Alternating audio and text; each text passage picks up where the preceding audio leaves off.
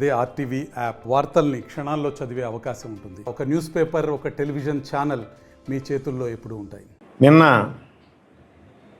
తోట త్రిమూర్తులు గారు ఒక ప్రెస్ మీట్ పెడుతూ తను పెద్ద రౌడీ అని, ఆయనకి వెంట్రుకు కూడా ఎవరో పీకలేరని, ఇటువంటి బెదిరింపు రాజకీయాలు చేస్తానని ఇంకేదేదో చెప్పుకొచ్చారు. అంటే ఆయన అంగీకరిస్తున్నాడు తను ఒక రౌడీ అని చెప్పని. అంటే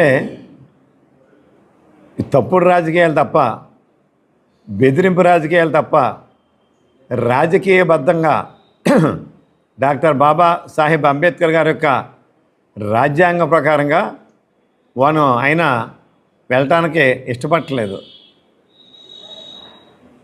మరి ఈ సందర్భంగా శ్రీ తోట త్రిమూర్తులు గారికి నేను హెచ్చరిస్తూ ఉన్నాను. ఆయన చెప్పేది ఏదో చేస్తాడట, ఏం చేస్తావు, ఏం పీకుతావు అని చెప్పి అడుగుతున్నాను ఆయన్ని. మా కార్యకర్త జోలికి వస్తే మాత్రం సహించేది లేదు. అసలు నీకెందుకు వచ్చింది ఉలుకు? కొంతమంది అన్నాం, కొంతమంది అంటే నీకు ఎందుకు వచ్చింది అంటే తప్పుడు రాజకీయం నువ్వు కూడా చేస్తున్నావా, బెదిరింపు రాజకీయం నువ్వు కూడా చేస్తున్నావా అని చెప్పి అడుగుతున్నాను సూటిగా మిమ్మల్ని. ఇది రామచంద్రపురం కాదు. ఇటువంటి తప్పుడు రాజకీయాలు చేసే ఆ రామచంద్రపురంలోనే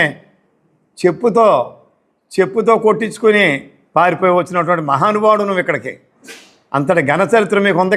అక్కడ అదే పరిస్థితి ఇక్కడ తెచ్చుకోవద్దని చెప్పి మిమ్మల్ని హెచ్చరిస్తూ, ఇక నుంచి అయినా తప్పుడు రాజకీయాలు మానండి, మానుకుని రాజ్యాంగబద్ధంగా ముందుకు సాగాలని చెప్పి మిమ్మల్ని నేను డిమాండ్ చేస్తున్నాను, హెచ్చరిస్తున్నాను. అంతే తప్ప నేను ఇలాగే చేస్తాను, నేను రౌడీని, మీ పార్టీలోకి ఎవరు రాకూడదు, మేము మా పార్టీలోకి కదలకూడదు, కలిదాలు అంతు చూస్తాను, ఏంటి మాటలు? ఎందుకు ఈ బెదిరింపులు? మీ వాళ్ళు కొంతమంది హెచ్చరిస్తూ ఉంటే ఎందుకు నీకు ఉలికొస్తుంది? అంటే నువ్వు కూడా హెచ్చరిస్తున్నావు అనమాట, నువ్వు కూడా బెదిరిస్తున్నావు అనమాట. అయితేనే సరే, ఏదైనా అంగీకరించావు కాబట్టి ఖచ్చితంగా 2 నెలల లోపల నీ సంగతి ఏదో తేల్స్తే ప్రజలు తేలుస్తారు. ఒక పక్కన ఓటమి భయం నీకు.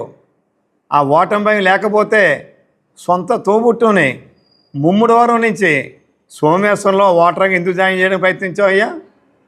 నీకు, మీ కార్యకర్తలకి, మీ నాయకులకి ఈ పొత్తుతో బుర్ర తిరిగిపోయింది. ఈ మహాకూటమి ఏర్పడంతో ఏమి మాటలో తెలక పిచ్చి పిచ్చి మాటలు మీ కార్యకర్తలకు వస్తున్నాయి, మీకు వస్తున్నాయి. ఏదైనా పందా మార్చుకొని చక్కగా ముందుకు వెళ్ళాలి. లేదంటే జరగబోయే పరిణామాలు ఏ రకంగా ఉంటాయో ప్రజలు కూడా చూస్తూ ఉన్నారు. ఖచ్చితంగా 2 నెలల్లో ప్రజాక్షేత్రంలో ఏం జరుగుతుందో అందరూ గమనిద్దాం.